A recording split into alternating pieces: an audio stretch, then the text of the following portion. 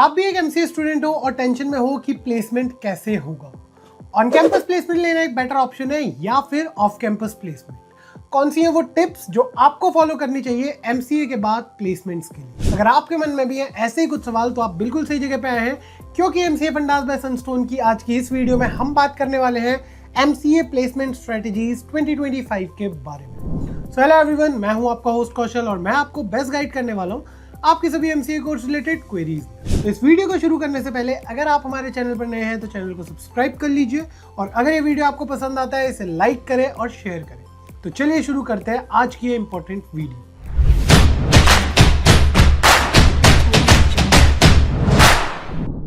To get free career counseling, check the link in description box and pinned comment below. Placements आपकी MCA journey का एक सबसे important part. Majority of MCA students का जो and गोल होता है वो प्लेसमेंट्स ही होता है। इमेजिन करो आपने 2-3 साल तक कोडिंग में, प्रोजेक्ट्स में मेहनत करी एंड अब टाइम आ गया उस मेहनत का रिवॉर्ड पाने का, जो कि आपको मिलेगा थ्रू प्लेसमेंट्स। प्लेसमेंट से आपके करियर को एक स्ट्रॉन्ग स्टार्ट मिलता है एंड एमसीए के बाद प्लेसमेंट्स के लिए एक सही स्ट्रेटेजी बनाना बहुत ज़्यादा ज़रूरी है। तो आज की इस वीडियो में हम डिस्कस करने वाले हैं ऐसी कुछ टिप्स के बारे में जो आपको एमसीए के बाद प्लेसमेंट्स के लिए हेल्प कर सकती है। तो चलिए शुरू करते हैं। पहली टिप आपके लिए जो है वो है स्ट्रॉन्ग फाउंडेशन इन बेसिक्स, यानी कि आपको अपने जो बेसिक्स है उन्हें स्ट्रॉन्ग रखना है। प्रोग्रामिंग लैंग्वेजेस जैसे कि सी प्लस प्लस, जावा या फिर पाइथन, इन पे कमांड होना बहुत जरूरी है।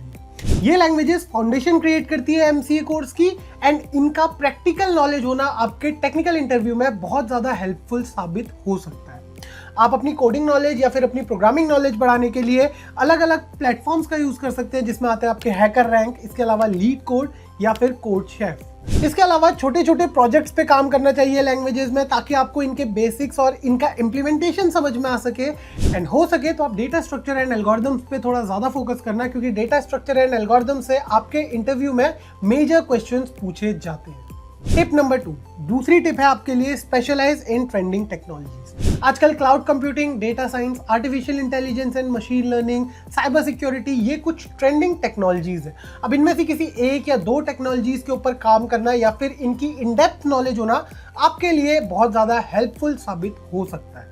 आप इनके लिए सर्टिफिकेशंस ले सकते हैं, जैसे कि गूगल क्लाउड सर्टिफिकेशंस या फिर AWS की सर्टिफिकेशन या फिर माइक्रोसॉफ्ट एज्योर की सर्टिफिकेशन। तो आप इन सर्टिफिकेशन के थ्रू इन टेक्नोलॉजीज को सीख सकते हैं। ये सर्टिफिकेशंस आपके रिज्यूमे के स्ट्रॉन्ग बनाते हैं एंड जो रिक्रूटर्स हैं ये उन्हें दिखाते हैं कि आप किसी पर्टिकुलर टेक्नोलॉजी में आपने एक्सपर्टाइज की है, तो आपका जो सीवी है वो स्टैंड आउट होता है बाकी सीवीज के साथ। Tip number 3, build a strong portfolio.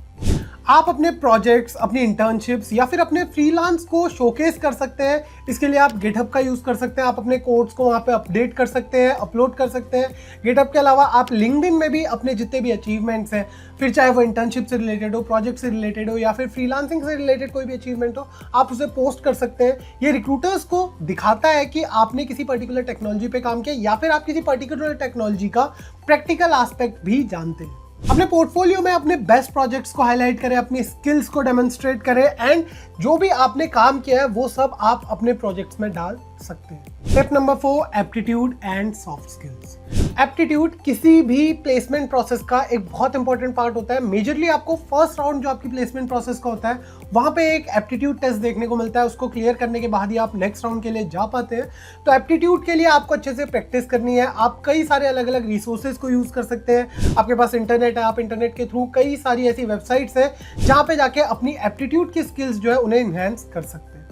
Aptitude के अलावा आपकी जो कम्युनिकेशन स्किल्स है, आपकी जो टीम वर्क है एंड जो प्रॉब्लम सॉल्विंग स्किल्स है, उनको भी आपको अपडेट करते रहना है या फिर उन पे भी आपको काम करते रहना है। Soft skills on the other hand ये भी एक बहुत क्रूशियल पार्ट प्ले करता है, क्योंकि जो कंपनीज होती हैं वो एक टेक्निकली साउंड कैंडिडेट के साथ साथ ऐसे लोगों को हायर करना चाहती है जिनकी कम्युनिकेशन काफ़ी अच्छी होती है। Tip number 5, don't ignore off campus placements. On campus placements के साथ साथ आपको ऑफ कैंपस प्लेसमेंट्स पे भी ध्यान देना है।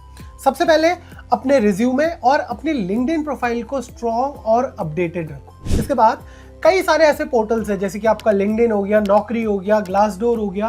तो आप इन पोर्टल्स पे जाके खुद को रजिस्टर कर सकते हैं, जो नए जॉब अलर्ट्स आते हैं उनके लिए अप्लाई कर सकते हैं। एंड इसके साथ साथ कभी कभी कंपनी वेबसाइट्स पे जाके अगर आप डायरेक्टली अप्लाई करते हैं किसी कंपनी में किसी पर्टिकुलर जॉब रोल के लिए, तो वो भी आपके लिए बहुत बेनिफिशियल साबित हो सकता है। Tip number 6 and the last tip, practice mock interviews and group discussions. Group discussions और मॉक इंटरव्यूज एक बहुत ही इंपॉर्टेंट रोल प्ले करती है आपकी प्लेसमेंट प्रोसेस में।